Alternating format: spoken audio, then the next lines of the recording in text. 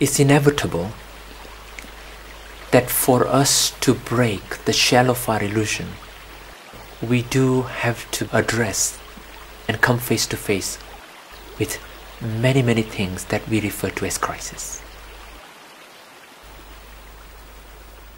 Let me explain that when that opportunity was given to me, it is like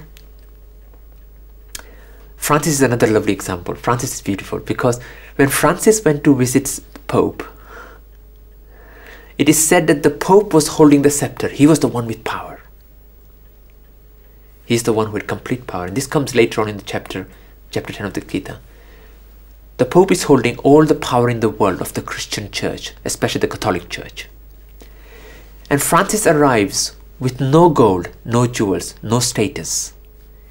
He arrives with nothing, no clothes. He arrives in his rags. He has no shoes. He has no halo. He doesn't even have a hat. He travels over the terrain. His feet have been bleeding because his feet have touched the earth. They have hit the rocks and stones. He has traveled. And we all make this journey. And as he walks, he comes to the Pope. He comes to this man who's supposed to have all this power. He's the one who's got the scepter. But look at the magic of the Lord. Look at the power of the human heart. Because when Francis arrives and he bows down and the Pope blesses him first, very platonically.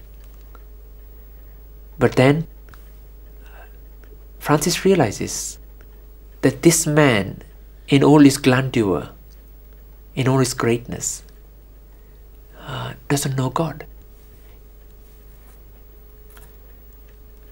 And he speaks something because he looks around and he realizes that God is not made up of diamonds and gold and power and manipulation.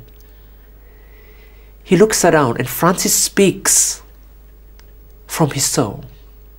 The same soul that Krishna is referring to when he says to Arjuna, I am in you. That same Krishna is in Francis.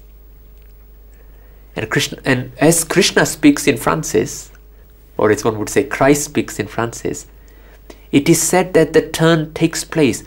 The Pope is suddenly been given the Gita in a few moments.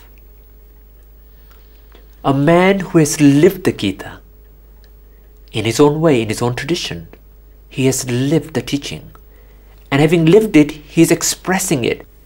And the moment he has expressed it through the living words, it is said that the Pope starts weeping.